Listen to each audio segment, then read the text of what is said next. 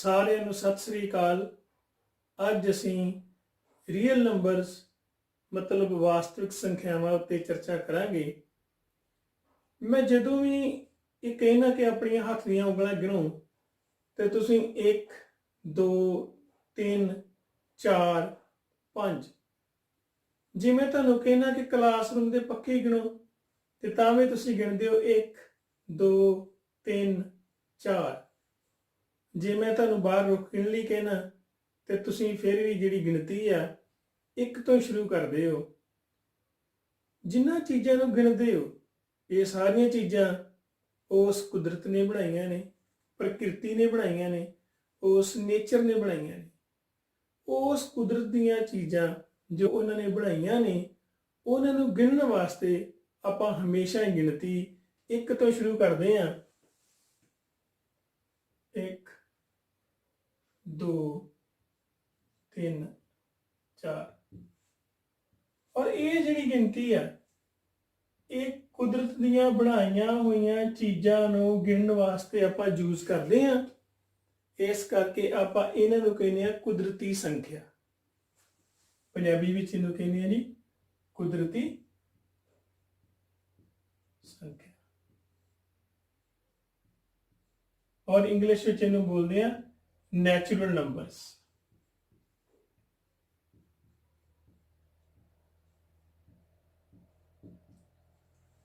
ਹੁਣ ਸਭ ਤੋਂ ਛੋਟੀ ਕੁਦਰਤੀ ਸੰਖਿਆ ਕਿਹੜੀ ਹੈ ਜੀ? 1।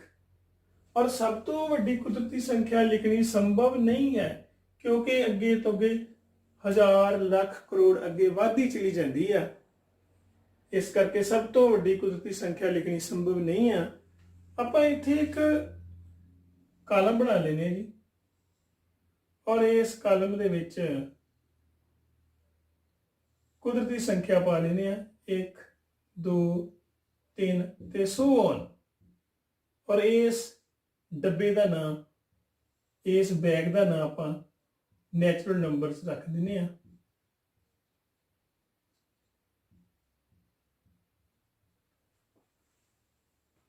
ਹੁਣ ਜਦੋਂ ਮੈਂ ਤੁਹਾਨੂੰ ਕਹਿੰਦਾ ਤੁਸੀਂ ਕਾਪੀ ਨਵੀਂ ਖਰੀਦਦੇ ਹੋ ਤੇ ਕਹਿੰਦੇ ਹੋ ਕਾਪੀ ਸਾਡੀ ਖਾਲੀ ਆ। ਹਾਂ, ਕਈ ਵਾਰੀ ਤੁਸੀਂ ਸਾਰੀਆਂ ਡੱਬੇ ਚੋਂ ਰੋਟੀਆਂ ਖਾ ਲੈਂਦੇ ਹੋ ਤੇ ਡੱਬਾ ਖਾਲੀ ਹੋ ਜਾਂਦਾ। ਕਈ ਵਾਰ ਜੇਬ ਵਿੱਚੋਂ ਪੈਸਾ ਨਹੀਂ ਕੋਈ ਨਿਕਲਦਾ ਤੇ ਜੇਬ ਖਾਲੀ ਹੋ ਜਾਂਦੀ ਹੈ। ਇਹ ਸਾਡੀਆਂ ਆਮ ਜੋ ਹਾਲਾਤ ਸਨ ਉਹਨਾਂ ਨੂੰ ਬਿਆਨ ਕਰਨ ਲਈ ਸਾਨੂੰ ਕਿਸੇ ਹੋਰ ਇੱਕ ਸਿੰਬਲ ਦੀ ਲੋੜ ਸੀ। ਔਰ ਸਾਨੂੰ ਇਕੁਏਸ਼ਨਾਂ ਜਦੋਂ ਆਪਾਂ ਲਿਖੀਆਂ ਨੇ ਉੱਥੇ ਵੀ ਸਾਨੂੰ ਬਰਾਬਰ ਇੱਕ ਹੋਰ ਸਿੰਬਲ ਲੈਣਾ ਪਿਆ। ਉਹਦੀ ਖੋਜ ਦੀ ਲੋੜ ਪੈ ਗਈ। ਉਹ ਸਿੰਬਲ ਸੀ 0। ਔਰ ਇਹ ਜਦੋਂ 0 ਤੇ ਨਾਲ 1 2, ਜਦੋਂ ਇਸ ਕੁਦਰਤੀ ਸੰਖਿਆ ਵਿੱਚ 0 ਪਈ ਤੇ ਫਿਰ ਇਹ ਸਾਡੀ ਬਣ ਗਈ ਜੀ ਪੂਰਨ ਸੰਖਿਆ। ਪੂਰਨ ਸੰਖਿਆ, ਔਰ ਇੰਗਲਿਸ਼ ਵਿੱਚ ਆਪਾਂ ਇਹਨੂੰ ਕਿਹਾ ਹੋਲ ਨੰਬਰਸ।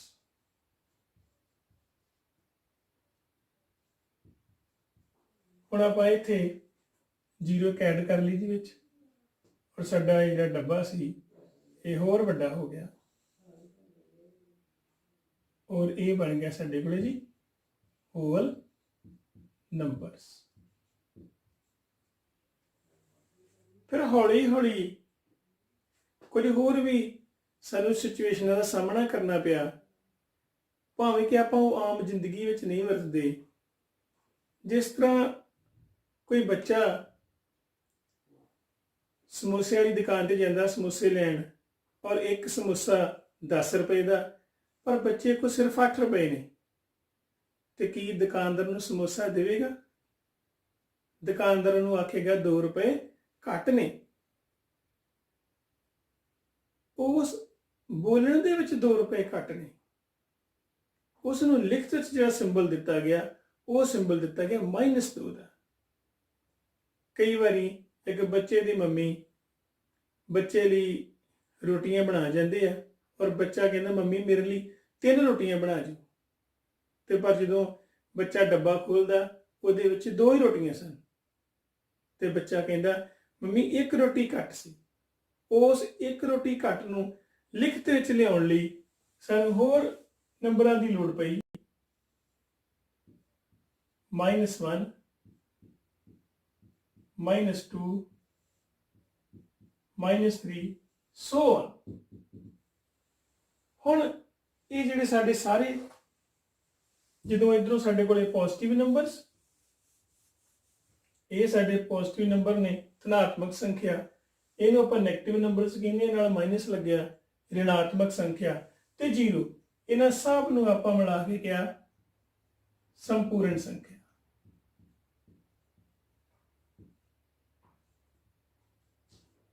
ਇੰਗਲਿਸ਼ ਵਿੱਚ ਇਹਨੂੰ ਕਹਿੰਦੇ ਆ ਇੰਟੀਜਰਸ।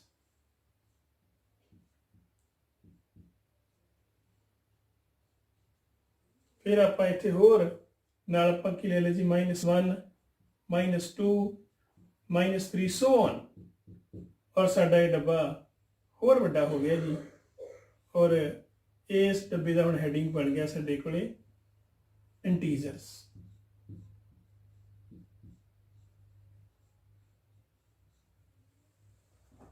ਸਾਡੀ ਆਮ ਜ਼ਿੰਦਗੀ ਵਿੱਚ ਜੋ ਅਸੀਂ ਕੰਮ ਕਰਦੇ ਹਾਂ, ਜਾਂ ਸਾਡੀਆਂ ਜੋ ਲੈਣਦਾਰੀਆਂ ਜਾਂ ਦੇਣਦਾਰੀਆਂ, ਇਹਨਾਂ ਨਾਲ ਵੀ ਸਾਡਾ ਮਸਲਾ ਨਹੀਂ ਹੱਲ ਹੋਇਆ, ਸਾਨੂੰ ਹੋਰ ਨੰਬਰਾਂ ਦੀ ਵੀ ਲੋੜ ਪਈ। ਜਿਸ ਤਰ੍ਹਾਂ ਅਸੀਂ ਆਮ ਕਹਿੰਦੇ ਹਾਂ, ਅੱਧਾ ਕਿਲੋ ਪੱਤੀ ਲੈ ਆਓ, 1.5 ਕਿਲੋ ਖੰਡ ਲੈ ਆਓ, 2.5 ਕਿਲੋ ਪਿਆਜ਼ ਲੈ ਆਓ, ਉਹ ਹੋਰ ਨੰਬਰਾਂ ਦੀ ਲੋੜ ਪਈ ਇੱਥੇ।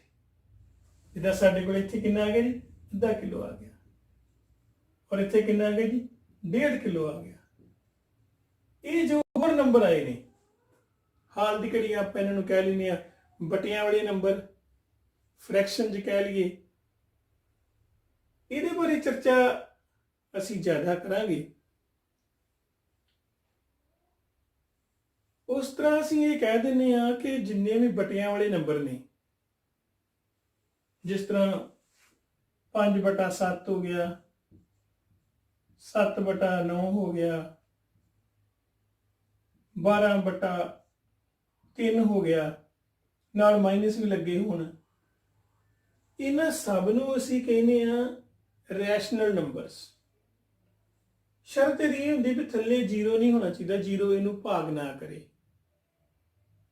ਹਰ ਇੱਕ ਗੱਲ ਤੇ ਬੜੀ ਲੰਬੀ ਚੌੜੀ ਚਰਚਾ ਵਾ।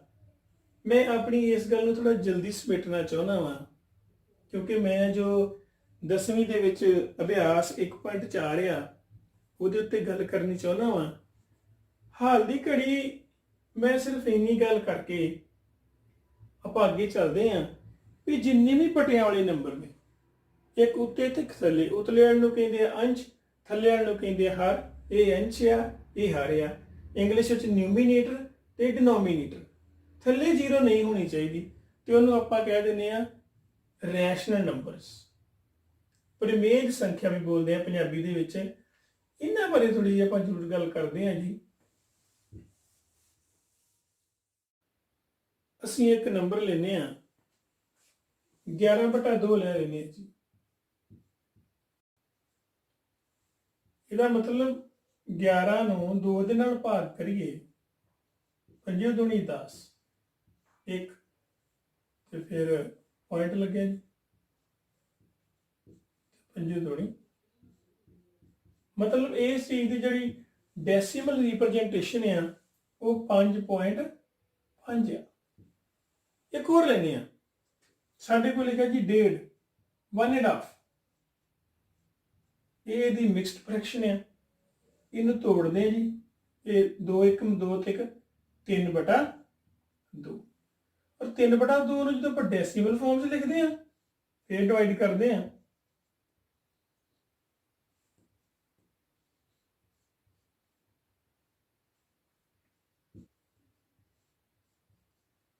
ਇਹ ਬਣ ਗਿਆ 1.5। ਆ ਤਿੰਨੇ ਨੰਬਰ ਸੇਮ ਨੇ, ਸਿਰਫ ਉਹਨਾਂ ਨੂੰ ਲਿਖਣ ਦਾ ਢੰਗ ਵੱਖੋ ਆਖਿਆ। ਹੁਣ ਗੱਲ ਇਸ ਤਰ੍ਹਾਂ, 11/2 ਵੀ ਸਾਡਾ ਰੈਸ਼ਨਲ ਨੰਬਰ ਆ, ਪਰਿਮੇਯ ਸੰਖਿਆ ਵਾ। 5.5 ਵੀ, ਕਿਉਂਕਿ ਇੱਕੋ ਹੀ ਚੀਜ਼ ਆ, ਇਹ ਵੀ ਸਾਡੀ ਕੀ ਆ, ਪਰਿਮੇਯ ਸੰਖਿਆ। ਇਹ ਵੀ ਸਾਡੀ ਪਰਿਮੇਯ ਸੰਖਿਆ ਵਾ, ਇਹ ਵੀ ਪਰਿਮੇਯ ਸੰਖਿਆ, ਇਹ ਵੀ ਪਰਿਮੇਯ ਸੰਖਿਆ। ਸਿਰਫ ਉਹਨਾਂ ਨੂੰ ਦੱਸਣ ਦਾ ਵੱਖੋ ਵੱਖ ਤਰੀਕਾ। ਇੱਕ ਤਾਂ ਸਵਾਲ ਆਪਾਂ ਇਸ ਜੇ ਕੜੀ ਦੇ ਵਿੱਚ ਹੋਰ ਕਰਦੇ ਹਾਂ। ਹੁਣ ਅਸੀਂ ਲੈ ਲੈਂਦੇ ਹਾਂ ਜੀ 2/3। ਹੁਣ ਜਦੋਂ ਆਪਾਂ ਇਹਦੀ ਡੈਸੀਮਲ ਫਾਰਮ ਲਿਖਦੇ ਹਾਂ,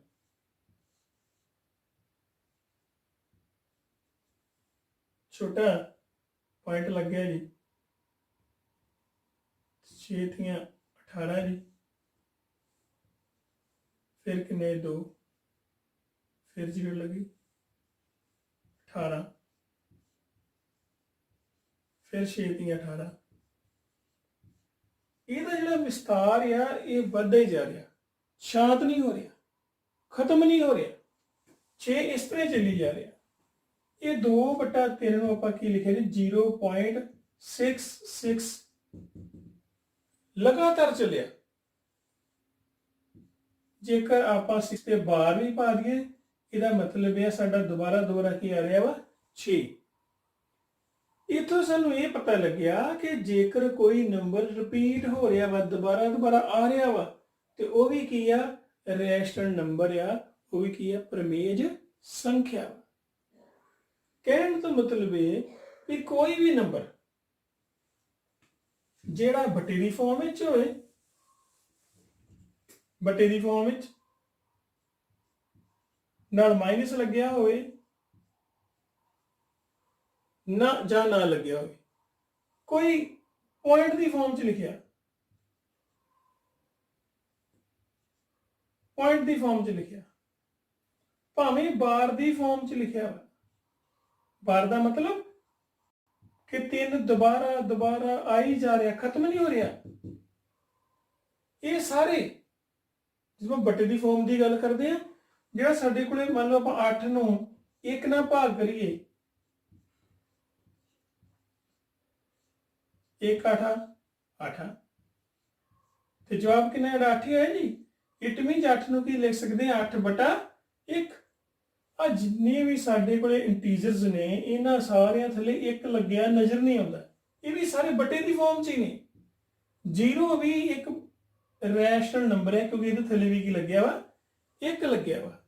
ਇਸ ਕਰਕੇ ਆ ਸਾਰੇ ਜਿਹੜੇ ਇੰਟੀਜਰਸ ਨੇ ਔਰ ਆ ਜਿੰਨੇ ਵੀ ਬਟਿਆਂ ਵਾਲੇ ਨੇ, ਪੁਆਇੰਟਾਂ ਵਾਲੇ, ਉਹ ਪੁਆਇੰਟਾਂ ਵਾਲੇ ਜਿਨ੍ਹਾਂ ਦਾ ਜਿਹੜਾ ਇਹ ਵਿਸਥਾਰ ਆ ਦਸ਼ਮਲਵ ਤੋਂ ਬਾਅਦ ਉਹ ਸ਼ਾਂਤ ਨਹੀਂ ਹੁੰਦਾ, ਇਹਨੂੰ ਬੋਲਦੇ ਆ ਰਿਪੀਟਿੰਗ ਨॉन ਟਰਮੀਨੇਟਿੰਗ।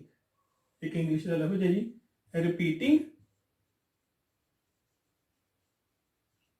ਅਤੇ ਨॉन ਟਰਮੀਨੇਟਿੰਗ।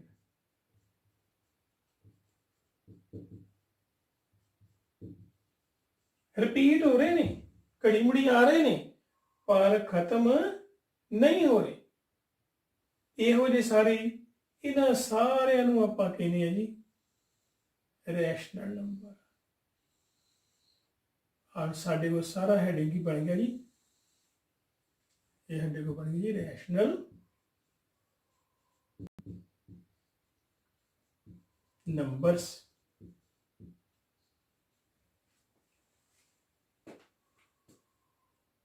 हाँ साढ़े को कुछ और नंबर भी है ने, जिस तरह असी जो वर्गमूल 2 वर्गमूल 5 सो वर्गमूल 7 जो आप वर्गमूल 2 की वैल्यू कटते हैं तो वह आंसर 1.314 मैं उदा अंदाजे ना दस देना 31532। कहने का मतलब ਇਹਦਾ ਜਿਹੜਾ ਵਿਸਥਾਰ ਆ ਉਹ ਰੁਕਦਾ ਵੀ ਨਹੀਂ ਪਰ ਰਿਪੀਟ ਨਹੀਂ ਹੋ ਰਿਹਾ। ਰਿਪੀਟ मतलब इतने 3 1 अगे 4 सी, इतने है 3 1 ते की क्या गया जी 5। जे इस नंबर का डेसीमल रिप्रेजेंटेशन खत्म ना होवे ते रिपीट भी ना होवे, उन्हां सारे नंबर्स नूं आपां कहने आ इररैशनल नंबर। की बोलदे नी इररैशनल नंबर्स, जां कहने आ ਪਰਿਮੇਯ ਸੰਖਿਆਵਾਂ।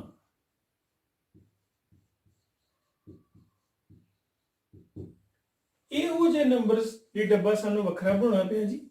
ਇਹ ਕਿਹੜੇ ਨੰਬਰ ਸਨ? ਜਿਨ੍ਹਾਂ ਦੀ ਰਿਪਰੈਜ਼ੈਂਟੇਸ਼ਨ ਖਤਮ ਵੀ ਨਹੀਂ ਹੁੰਦੀ ਤੇ ਦੁਬਾਰਾ ਰਿਪੀਟ ਵੀ ਨਹੀਂ ਹੁੰਦੀ। ਉਹ ਸਨ ਵਰਗਮੂਲ 3 ਲਿਖ ਲਓ, ਵਰਗਮੂਲ 4 ਨਹੀਂ ਲਿਖ ਸਕਦੇ ਕਿਉਂਕਿ ਵਰਗਮੂਲ ਦਾ ਮਤਲਬ ਕੀ ਆ? ਉਹ ਨੰਬਰ ਜਿਹਨੂੰ 2 ਵਾਰੀ ਮਲਟੀਪਲਾਈ ਕੀਤਾ 4 ਆਇਆ, ਇਹ ਮਸ਼ੀਨ ਚੋਂ ਬਾਹਰ ਆ ਗਿਆ। ਇਸ ਕਰਕੇ ਇਹਨੂੰ ਆਪਾਂ ਇਰਰੈਸ਼ਨਲ ਨੰਬਰ ਨਹੀਂ ਕਹਿ ਸਕਦੇ। 5 ਵਰਗਮੂਲ, ਜਾਂ ਆਪਾਂ ਇੱਥੇ ਇੱਕ ਨਾਲ ਥੋੜੀਆਂ ਇਸ ਤਰ੍ਹਾਂ ਕਰਕੇ ਹੋਰ ਉਦਾਹਰਨਾਂ ਲਿਖ ਦਿੰਦੇ ਆ। 1.414142 ਆ ਦੇਖੋ, ਇਸ ਤੱਕ ਠੀਕ ਸੀ ਪਰ ਅੱਗੇ ਉਹ ਰਿਪੀਟ ਨਹੀਂ ਕੀਤਾ। ਇਸ ਕੈਟਾਗਰੀ ਨੂੰ ਵੱਖਰਾ ਰੱਖਣਾ ਪਿਆ ਔਰ ਇਸ ਕੈਟਾਗਰੀ ਦਾ ਨਾਮ ਸਾਨੂੰ ਦੇਣਾ ਪਿਆ ਇਰਰੈਸ਼ਨਲ ਨੰਬਰ। ਇਹ ਸਾਡੇ ਕੋਲ ਇਰਰੈਸ਼ਨਲ ਨੰਬਰ। ਇਰਰੈਸ਼ਨਲ ਨੰਬਰਾਂ ਨੂੰ ਤੇ ਇਹ ਸਾਰੇ ਰੈਸ਼ਨਲ ਨੰਬਰਾਂ ਨੂੰ ਸਭ ਨੂੰ ਮਿਲਾ ਕੇ ਇੱਕ ਵੱਡਾ ਡੱਬਾ ਬਣਿਆ ਜੀ, ਇੱਕ ਵੱਡਾ ਹੈਡਿੰਗ ਬਣ ਗਿਆ ਜਿਹਦੇ ਵਿੱਚ ਸਾਰੇ ਆ ਗਏ ਜੀ। ਇਹਨਾਂ ਸਾਰਿਆਂ ਨੂੰ ਬੋਲਦੇ ਆਪਾਂ ਰੀਅਲ ਨੰਬਰਸ।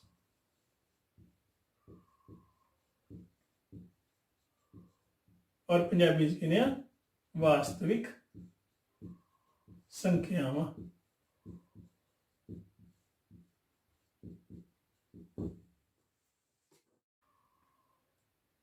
ਦਸਵੀਂ ਦੇ ਪਹਿਲੇ ਚੈਪਟਰ ਦੇ ਵਿੱਚ ਜੋ ਐਕਸਰਸਾਈਜ਼ 1.4 ਆ, ਉਹਦੇ ਵਿੱਚ ਪਰਿਮੇਯ ਸੰਖਿਆ ਬਾਰੇ ਸਾਨੂੰ ਜਾਣਕਾਰੀ ਮਿਲਦੀ ਹੈ।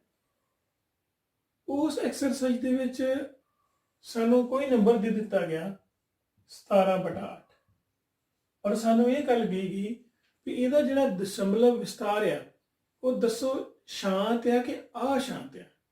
ਸ਼ਾਂਤ ਤੋਂ ਭਾਵ ਵੀ ਜਦੋਂ ਆਪਾਂ 17 ਨੂੰ 8 ਦੇ ਨਾਲ ਭਾਗ ਕਰਦੇ ਆ, 8 ਦੂਣੀ 16 ਪੁਆਇੰਟ 188, 8 ਦੂਣੀ 16 ਤੇ 8 5 4।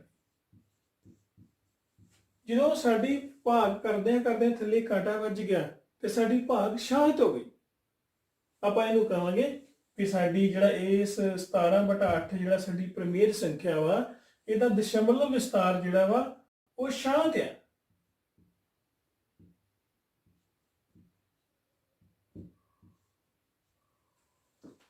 ਕੋਈ ਹੋਰ ਇੱਕ ਉਦਾਹਰਨ ਲੈਨੇ ਆ। ਉਸ ਉਦਾਹਰਨ ਦੇ ਵਿੱਚ ਅਸੀਂ ਗੱਲ ਕਰਦੇ ਆ, ਜਿਸ ਤਰ੍ਹਾਂ ਅਸੀਂ ਨੰਬਰ ਇੱਥੇ ਆਪਾਂ ਲੈ ਲੈਨੇ ਆ ਜੀ 10/3 ਲੈ ਲੈਨੇ। ਹੁਣ ਜੇ 10/3 ਨੂੰ ਭਾਗ ਕਰਦੇ ਆ, 3 ਤੀਆਂ 9, ਫਿਰ ਪੁਆਇੰਟ ਲੱਗ ਗਿਆ ਜੀ, ਫਿਰ 3 ਤੀਆਂ 9, ਫਿਰ 3 ਤੀਆਂ 9। ਇਹਦੇ ਵਿੱਚ ਸਾਡੀ ਭਾਗ ਦੀ ਪ੍ਰਕਿਰਿਆ ਸ਼ਾਂਤ ਹੀ ਨਹੀਂ ਹੋਈ, ਅੱਗੇ ਤੋਂ ਅੱਗੇ ਚਲੀ ਗਈ ਹੈ। ਪਰ ਇਧਰ ਆਂਸਰ ਘੜੀ ਮੁੜੀ 3 ਆਈ ਜਾ ਰਿਹਾ। ਇਹਨੂੰ ਕਹਿੰਦੇ ਆ ਨੌਨ ਟਰਮੀਨੇਟਿੰਗ, ਪਰ ਰਿਪੀਟ ਹੋ ਰਿਹਾ। ਹੁਣ ਰਿਪੀਟ ਪੁਆਇੰਟ ਤੋਂ ਬਾਅਦ ਵਾਲੇ ਨੰਬਰ 3 ਹੋ ਰਿਹਾ ਵਾ, ਇਹਨੂੰ ਆਪਾਂ ਕੀ ਲਿਖ ਸਕਦੇ ਆ 3.3 ਤੇ ਬਾਹਰ। ਇਹ ਅਸ਼ਾਂਤ ਆ ਕਿਉਂਕਿ ਇਹ ਖਤਮ ਨਹੀਂ ਹੋਈ, ਇਹਦਾ ਵਿਸਤਾਰ ਅਸ਼ਾਂਤ ਆ। ਸਾਡੇ ਇਸ ਐਕਸਰਸਾਈਜ਼ ਦੇ ਵਿੱਚ ਸਾਨੂੰ ਇਹ ਗੱਲ ਕਹੀ ਗਈ ਆ ਵੀ ਤੁਸੀਂ ਭਾਗ ਨਹੀਂ ਕਰਨਾ, ਭਾਗ ਕਰਨ ਤੋਂ ਬਿਨਾਂ ਹੀ ਤੁਸੀਂ ਨੰਬਰ ਦੇ ਕੇ ਆਈਡੀਆ ਲਗਾਉਣਾ ਵਾ ਵੀ ਇਹਦੀ ਜਿਹੜੀ ਦਸ਼ਮਲਵ ਵਿਸਤਾਰ ਆ ਉਹ ਸ਼ਾਂਤ ਹੋਏਗਾ ਕਿ ਅਸ਼ਾਂਤ। ਸਾਡੇ ਕੋਲ ਇਹ 4 ਸਵਾਲ ਨੇ। ਅਸੀਂ ਭਾਗ ਕਰਨ ਤੋਂ ਬਿਨਾਂ, ਡਿਵਾਈਡ ਕਰਨ ਤੋਂ ਬਿਨਾਂ ਹੀ ਇਸ ਚੀਜ਼ ਦਾ ਪਤਾ ਲਗਾਵਾਂਗੇ ਕਿ ਇਹਨਾਂ ਦੀ ਜਿਹੜੀ ਡੈਸੀਮਲ ਰਿਪਰੈਜ਼ੈਂਟੇਸ਼ਨ ਆ, ਇਹਨਾਂ ਦਾ ਜਿਹੜਾ ਦਸ਼ਮਲਵ ਵਿਸਤਾਰ ਆ ਉਹ ਸ਼ਾਂਤ ਆ ਕਿ ਅਸ਼ਾਂਤ ਆ। ਉਹਦਾ ਮੈਥਡ ਇਹ ਆ ਕਿ ਜਿਹੜਾ ਡਿਨੋਮੀਨੇਟਰ ਆ, ਹਰ ਜਿਹੜਾ ਵਾ ਇਹਦੇ ਫੈਕਟਰ ਕਰੋ ਇਹਦੇ ਜਦੋਂ ਵੀ ਆਪਾਂ 8 ਦੇ ਫੈਕਟਰ ਕੀਤੇ, ਗੁਣ ਖੰਡ ਕੀਤੇ, 4 ਦੁਣੀ 8, ਹੋਰ ਤੋੜ ਲਓ ਇਹਨੂੰ, 2 ਦੁਣੀ 4 ਤੇ 4 ਦੁਣੀ। ਇਸ ਹਰ ਦੇ ਜਦੋਂ ਆਪਾਂ ਗੁਣ ਖੰਡ ਕੀਤੇ, ਜੇਕਰ ਉਹਨਾਂ ਗੁਣ ਖੰਡਾਂ ਦੇ ਵਿੱਚ ਜਾਂ 2 ਹੋਵੇ ਜਾਂ 5 ਹੋਵੇ, ਦੋਵੇਂ ਜਾਂ ਵੀ ਹੋ ਸਕਦੇ ਆ, 2 ਤੇ ਜਾਂ 5। ਜੇ ਤਾਂ ਸਿਰਫ 2 ਤੇ ਜਾਂ 5 ਆ ਤੇ ਫਿਰ ਇਹਦਾ ਵਿਸਥਾਰ ਸ਼ਾਂਤ ਹੈ। ਪਰ ਜੇਕਰ 2 ਤੇ 5 ਤੋਂ ਬਿਨਾ ਕੋਈ ਹੋਰ ਆ ਗਿਆ ਤੇ ਫਿਰ ਉਹ ਕੀ ਆ, ਅਸ਼ਾਂਤ ਆ। ਇੱਕ ਗੱਲ ਦਾ ਹੋਰ ਖਿਆਲ ਜ਼ਰੂਰ ਰੱਖਣਾ ਵਾ, ਇਹ ਜਿਹੜਾ ਇਹ ਸ਼ਾਰਟਕਟ ਮੈਥਡ ਯੂਜ਼ ਕਰਨ ਲਈ ਸਾਨੂੰ ਕਟਿੰਗ ਕੋਈ ਕੱਟ ਤੇ ਨਹੀਂ ਹੋ ਰਿਹਾ, ਕੋਈ ਸਾਂਝਾ ਗੁਣ ਖੰਡ ਤੇ ਨਹੀਂ 17 ਤੇ 18 ਦੇ ਵਿੱਚ। ਜੇ ਹੈਗਾ ਤਾਂ ਪਹਿਲਾਂ ਕੱਟ ਲੈਣਾ ਵਾ, ਦੇਖ ਲੈਣਾ। ਹਮੇਸ਼ਾ ਹੀ ਪੇਪਰ 'ਚ ਉਹ ਸਵਾਲ ਹੁੰਦਾ ਵਾ ਜਿਹਦੇ ਵਿੱਚ ਉਹਨਾਂ ਨੇ, ਮੈਂ ਕੋਈ ਇੱਥੇ ਉਦਾਹਰਨ ਦੇਣਾ, ਦੇਖੋ ਆ ਵਾ ਸਾਡੇ ਕੋਲ 6/15, ਮੈਨੂੰ ਇੱਥੇ ਲਿਖਦਾ ਜੀ 6/15। ਇਹਦੇ ਵਿੱਚ ਜੇ ਆਪਾਂ ਸਿੰਪਲ ਕਰਦੇ ਤੇ ਥੱਲੇ ਵੇਖੋ 15 ਦੇ ਕੀ ਮੰਨਦੇ, 5 ਤੀਆਂ 15। ਇਟ ਮੀਨਸ ਮੈਂ ਕਿਹਾ ਸੀ ਜੇ 2 ਤੇ 5 ਤੋਂ ਬਿਨਾ ਕੋਈ ਹੋਰ ਆ ਗਿਆ ਹਰ ਦੇ ਵਿੱਚ ਤੇ ਉਹ ਅਸ਼ਾਂਤ ਆ। ਪਰ ਉਹਨਾਂ ਭੁਲੇਖਾ ਪਾਇਆ ਵਾ, ਕਿਉਂਕਿ ਇਹਦੇ ਵਿੱਚ 15 ਤੇ 6 ਦੀ ਕਟਿੰਗ ਹੋ ਰਹੀ ਆ। 3 ਦੂਣੀ 6, 3 5 15, 2/5, ਕਿਉਂਕਿ ਥੱਲੇ 5 ਆ ਗਿਆ, ਇਸ ਕਰਕੇ ਕੀ ਆ, ਸ਼ਾਂਤ। ਹੋਰ ਕੋਈ ਨੰਬਰ ਲੈਣੇ ਆ, ਸਿੰਪਲ ਨੰਬਰ ਨਹੀਂ, ਮੈਂ ਥੋੜਾ ਜਿਹਾ ਔਖਾ ਨੰਬਰ ਲੈਣਾ ਚਾਹੁੰਦਾ ਇੱਥੇ। ਜਿਸ ਤਰ੍ਹਾਂ ਅਸੀਂ ਲੈ ਲੈਨੇ ਆ ਜੀ 8/21। ਹੁਣ ਇਹਦੀ ਕਟਿੰਗ ਵੀ ਕੋਈ ਨਹੀਂ ਹੋ ਰਹੀ। 21 ਦੇ ਆਪਾਂ ਫੈਕਟਰ ਕੀਤੇ, 7 ਤੇ 21। ਜੇਕਰ ਹਰ ਦੇ ਵਿੱਚ 2 ਤੇ 5 ਤੋਂ ਬਿਨਾ ਕੋਈ ਹੋਰ ਗੁਣ ਖੰਡ ਕੋਈ ਫੈਕਟਰ ਆ ਗਿਆ ਤੇ ਉਹ ਕੀ ਆ, ਅਸ਼ਾਂਤ ਹੈ। ਇਟ ਮੀਨਸ ਇਹਦੀ ਜਿਹੜੀ ਡੈਸੀਮਲ ਰਿਪਰੈਜ਼ੈਂਟੇਸ਼ਨ ਆ ਉਹ ਕੀ ਹੈ, ਅਸ਼ਾਂਤ। ਅਸ਼ਾਂਤ ਮਤਲਬ ਰਿਪੀਟਿੰਗ ਬਟ ਨॉन ਟਰਮੀਨੇਟਿੰਗ। ਰਿਪੀਟ ਤੇ ਕਰੇਗੀ, ਇਹਦਾ ਜਿਹੜਾ ਕੋਈ ਆਨਸਰ ਆਏਗਾ ਉਹ ਇਸ ਤਰ੍ਹਾਂ ਦਾ ਆਨਸਰ ਤਾਂ ਜ਼ਰੂਰ ਆਏਗਾ, ਇਸ ਤਰ੍ਹਾਂ ਚੱਲੇਗਾ ਜ਼ਰੂਰ। ਰਿਪੀਟ ਤਾਂ ਕਰੇਗਾ ਪਰ ਟਰਮੀਨੇਟ ਨਹੀਂ ਕਰੇਗਾ, ਚੱਲਦਾ ਹੀ ਜਾਏਗਾ।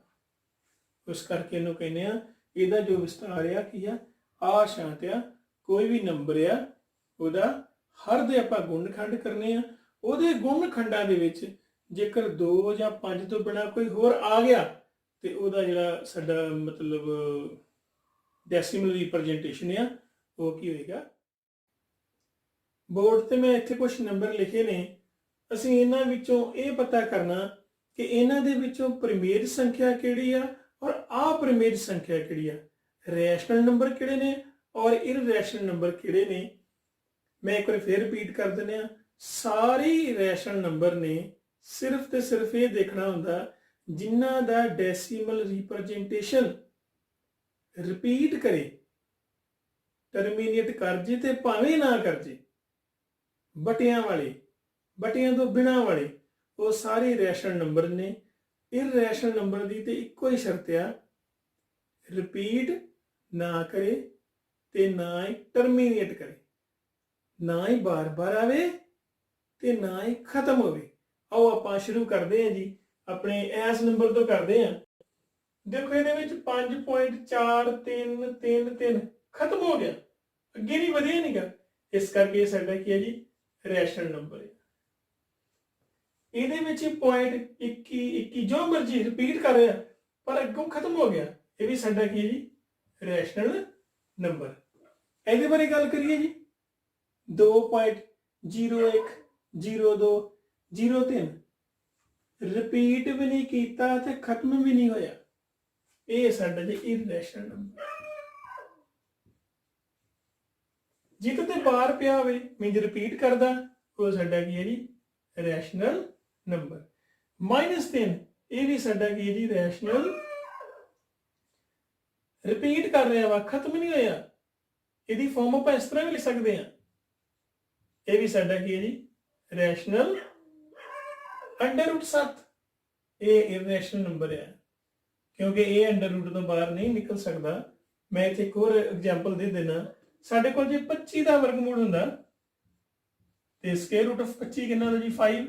ਇਹ ਸਾਡਾ ਕੀ ਸੀ ਰੈਸ਼ਨਲ ਨੰਬਰ, ਪਰ ਇਹ ਸਾਡਾ ਕੀ ਹੈ ਇਰਰੈਸ਼ਨਲ ਨੰਬਰ। 0 ਵੀ ਇੱਕ ਰੈਸ਼ਨਲ ਨੰਬਰ ਹੈ ਜੀ। 8/1 ਭਾਵੇਂ ਇਕੱਲਾ ਹੀ 8 ਹੋਵੇ, ਇਹ ਵੀ ਸਾਡੇ ਕੋਲ ਕੀ ਹੈ ਜੀ ਰੈਸ਼ਨਲ ਨੰਬਰ। ਬਟਿਆਂ ਵਾਲੇ ਜਿੰਨੇ ਵੀ ਸਾਡੇ ਕੋਲ ਕੀ ਹੈ ਜੀ ਰੈਸ਼ਨਲ ਨੰਬਰ। ਇਹਦੀ ਗੱਲ ਕਰੀਏ ਜੀ, ਦੇਖੋ 8 4 3 8 4 3 8 4 2 ਬਦਲ ਭਾਵੇਂ ਗਿਆ ਵਾ ਪਰ ਹੋ ਤੇ ਖਤਮ ਗਿਆ ਨਾ। ਖਤਮ ਹੋਣ ਕਰਕੇ ਵੀ ਸਾਡਾ ਕੀ ਬਣਿਆ ਜੀ ਰੈਸ਼ਨਲ ਨੰਬਰ। ਬਿਲਕੁਲ ਮੈਂ ਇੱਥੇ ਲਿਖਿਆ 8 4 3 8 4 3 8 4 2 ਬਦਲ ਗਿਆ ਪਰ ਖਤਮ ਨਹੀਂ ਹੋਇਆ। ਜਿਹੜਾ ਰਿਪੀਟ ਨਾ ਕਰੇ ਤੇ ਖਤਮ ਨਾ ਹੋਵੇ ਉਹਨੂੰ ਕਹਿੰਦੇ ਆ ਇਰਰੈਸ਼ਨਲ ਨੰਬਰਸ। ਬਹੁਤ ਬਹੁਤ ਧੰਨਵਾਦ। ਬਹੁਤ ਵੱਡਾ ਇਹ ਕਨਸੈਪਟ ਸੀ ਰੀਅਲ ਨੰਬਰਸ ਦਾ। ਇਹ ਸਿਰਫ ਆਪਾਂ ਬੜੀ ਛੋਟੀ ਜੀ ਥੋੜੀ ਜੀ ਜਾਣਕਾਰੀ ਲਈ ਹੈ ਇਹ ਨੰਬਰਸ ਬਾਰੇ। ਇਹਨਾਂ ਉੱਤੇ ਆਪਰੇਸ਼ਨਸ ਮਤਲਬ ਇਹਨਾਂ ਨੂੰ ਜਮ੍ਹਾਂ ਕਰਨਾ, ਇੰਟੀਜਰਸ ਨੂੰ ਜਮ੍ਹਾਂ ਕਰਨਾ, ਰੈਸ਼ਨਲ ਨੰਬਰਸ ਨੂੰ ਜਮ੍ਹਾਂ ਕਰਨਾ, ਇਰਰੈਸ਼ਨਲ ਨੰਬਰ ਨੂੰ ਜਮ੍ਹਾਂ ਕਰਨਾ, ਉਹਨਾਂ ਦੀ ਸਬਟ੍ਰੈਕਸ਼ਨ, ਉਹਨਾਂ ਦੀ ਮਲਟੀਪਲੀਕੇਸ਼ਨ, ਇਹਨਾਂ ਮੈਂ ਸਾਰੀਆਂ ਆਪਰੇਸ਼ਨਾਂ ਉੱਤੇ ਜ਼ਰੂਰ ਜਿੰਨੀ ਕਿ ਮੈਨੂੰ ਸਮਝਿਆ ਮੈਂ ਆਪਣੇ ਵਿਚਾਰ ਤੁਹਾਡੇ ਨਾਲ ਸਾਂਝੇ ਜ਼ਰੂਰ ਕਰਾਂਗਾ। ਤਦ ਤੱਕ ਲਈ ਸਤਿ ਸ੍ਰੀ ਅਕਾਲ। ਬਹੁਤ ਬਹੁਤ ਧੰਨਵਾਦ।